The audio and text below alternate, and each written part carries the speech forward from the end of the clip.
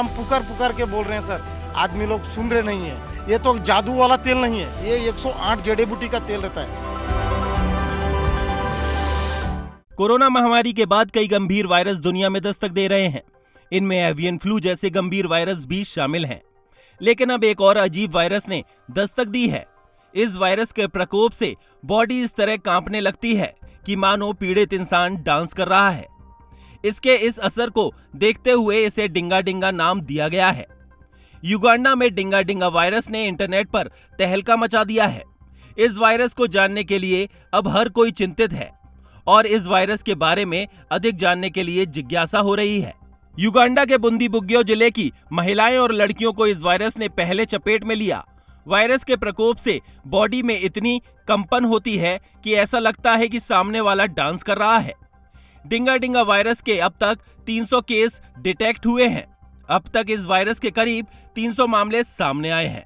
इसमें सुकून भरी बात यह है कि अब तक इस वायरस की वजह से किसी की मौत की पुष्टि नहीं हुई है।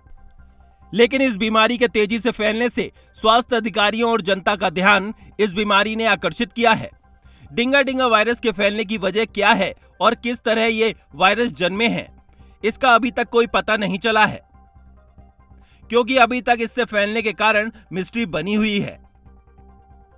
अभी तक साइंटिस्ट ये पता लगाने में नाकाम रहे हैं कि वायरस के फैलने का असली कारण क्या है। हालांकि दूसरी बात यह है कि यह वायरस महिलाओं और लड़कियों को ही अपनी चपेट में ले रहा है।